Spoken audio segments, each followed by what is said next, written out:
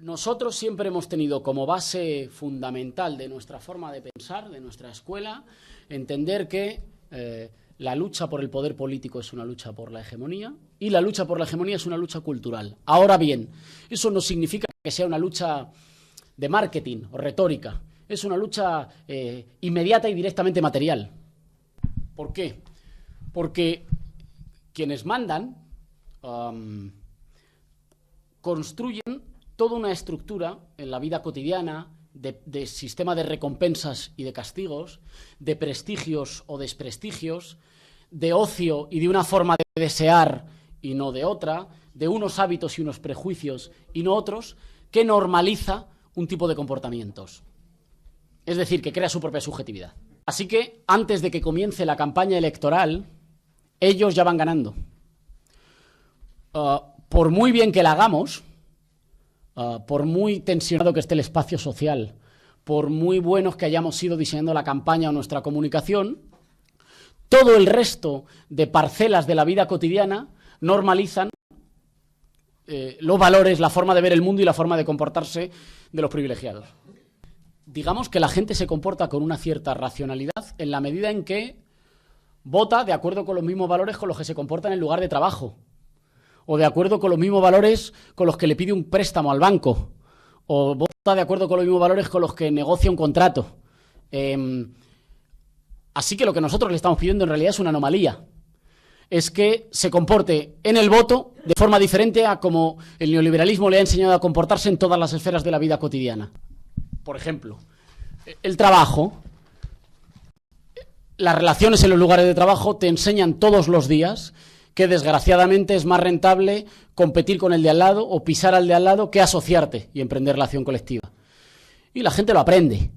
La relación con la casa, con la vivienda, te enseña que en realidad es más seguro ser propietario, si puedes, que confiar en un parque público de vivienda en régimen de alquiler social.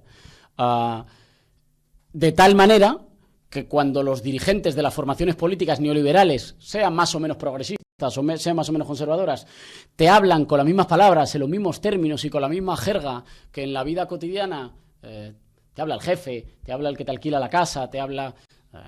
lo racional es hacerles caso, digamos, lo racional es apostar por ellos. En ciencia política se estudia, está establecido que los sistemas electorales enseñan a votar a la gente. Por ejemplo, en España, el sistema electoral en las provincias más pequeñas es mayoritario. La gente, después de 30 años de democracia, ha aprendido que en esas provincias no se vota a las opciones alternativas porque no van a salir.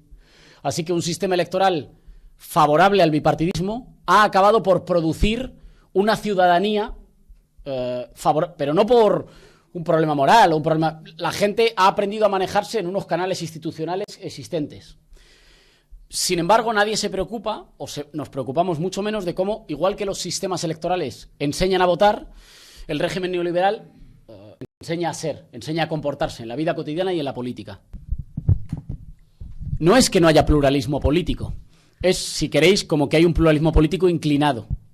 Hay pluralismo político, pero hay un pluralismo político en unas condiciones culturales e institucionales que predisponen siempre para que las razones de los privilegiados sean las razones de las mayorías, incluso si benefician fundamentalmente a los privilegiados. Claro, llegados a este punto, alguien podría decir, bueno, pues entonces estás describiendo un régimen de poder total, digamos, inderrotable, que por tanto solo te condena, no sé, a la resignación. Todo lo contrario. En realidad, si aceptamos que la hegemonía es ese régimen de poder por el cual los que gobiernan tienen que aceptar una parte de las reivindicaciones, de las necesidades o de los deseos de aquellos que son gobernados, es un régimen inestable en el que cada vez que se renueva se pone en riesgo, porque para renovarse tiene que abrirse y al abrirse muta. Sería, he puesto el ejemplo más veces, como una bicicleta que debe su estabilidad a mantenerse en movimiento. Por tanto, para nosotros ni la dominación es total, ni el afuera es total, ni puedes estar totalmente afuera. La dominación nunca es plena, pero no existe exterioridad al orden existente. Se pelea siempre dentro. Digamos, el dibujo de lo nuevo se hace siempre con la tinta de lo viejo, de lo ya existente. Y en ese sentido es en el que creo que, en primer lugar, tenemos que desterrar el concepto de revolución como tabula rasa, un momento a partir del cual desterramos lo existente y escribimos con la hoja en blanco. Y me resulta mucho más interesante. Este verano me he leído un librito de Thompson, del historiador marxista Thompson, que utiliza el concepto de economía moral de la multitud, nada que ver, digamos, con el uso de multitud por parte del posoperaísmo, ¿no? Es otro concepto, o sea, no lo usa en ese sentido, mejor, sino que intenta describir cómo una buena parte de las revueltas, de las insurrecciones o de los levantamientos de los de abajo utilizan como banderas conservadoras. No conservadoras en términos ideológicos, sino conservadoras en términos de conservación de lo existente amenazado por los de arriba. En primer lugar, porque es más fácil de pelear por algo que es fácil de imaginar o que se ha visto ya, que se ha vivido, que es un mito que ya existía en la sociedad, que tus padres te han contado que existía. Es más fácil luchar por aquello que es fácil de imaginar. Pero en segundo lugar también porque, bueno, y eso hoy me parece que es claro en el caso de la lucha contra el neoliberalismo. Una buena parte de la lucha contra el neoliberalismo, y nosotros tenemos que entenderlo así, aceptarlo y encabezarlo, es la lucha por conservar y por defender una buena parte de las cosas más válidas en lo que tiene que ver con la relación con el medio ambiente, en lo que tiene que ver con la familia y con el derecho a tener una familia, en lo que tiene que ver con el derecho a pertenecer a una comunidad y pertenecer a una nación de gente que se cuida, en lo que tiene que ver con proteger los derechos sociales. Digamos que hoy nosotros en realidad el rol revolucionario que tenemos es precisamente en defensa de todo aquello que creíamos garantizado y que sin embargo el neoliberalismo amenaza. Pero también porque las crisis de hegemonía son siempre internas al orden dominante. ¿Qué significa esto? Que son siempre crisis de una contradicción entre lo que ellos prometen y lo que ellos realmente pueden ofrecer. Pero es una crisis que se produce siempre en los mismos términos y en el mismo lenguaje en el que se ha producido la dominación.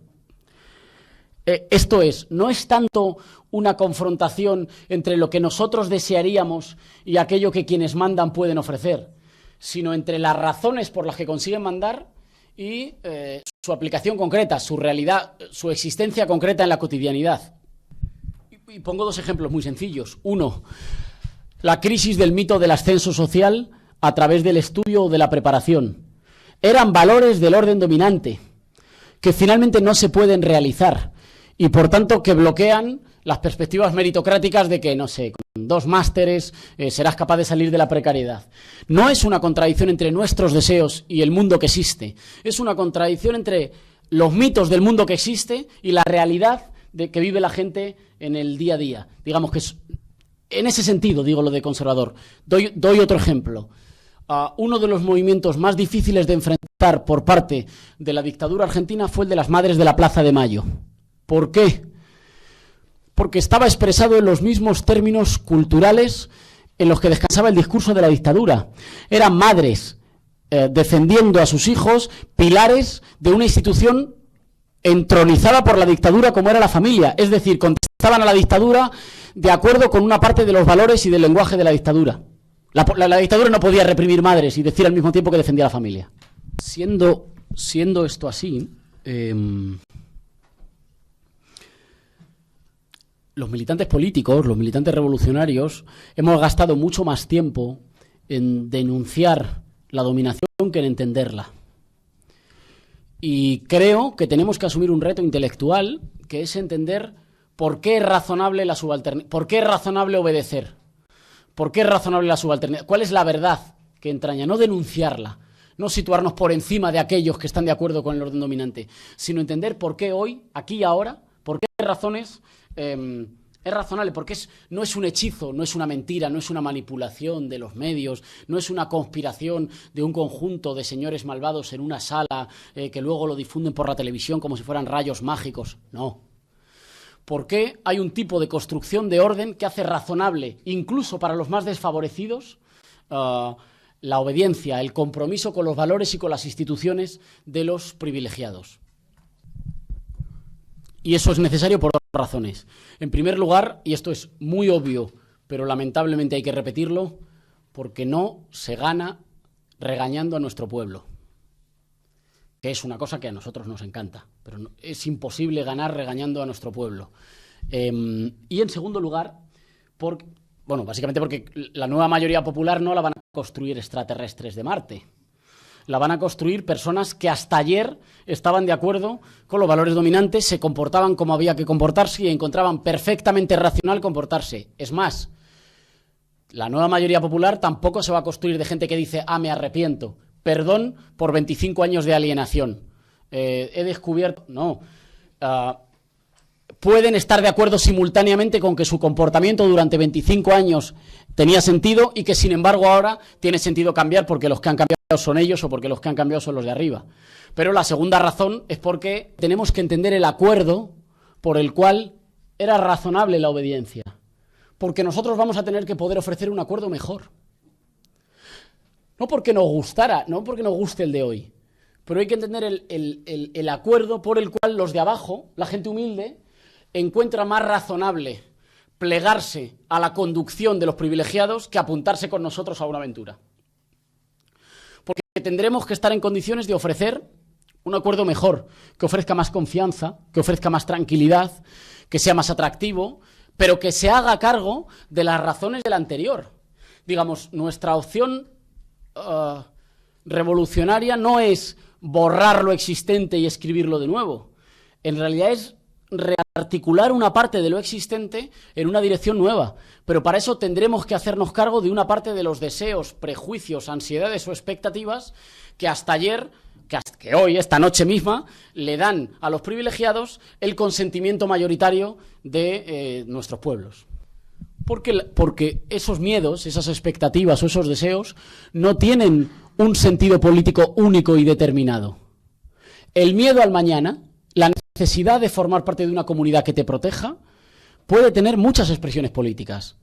El miedo al mañana y la necesidad de una comunidad puede derivar en el fascismo, pero puede derivar en una voluntad inequívocamente socialista y democrática.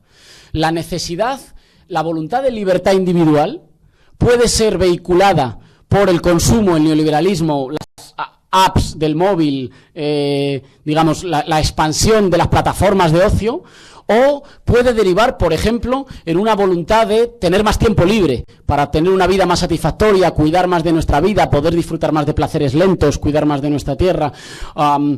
Los deseos, las necesidades o los miedos no tienen un significado político prescrito. Pueden evolucionar en un sentido o en el otro. La acumulación política que vivimos en España con el 15M podría haber tenido derivaciones políticas muy diferentes. Podría haber derivado en un frente nacional.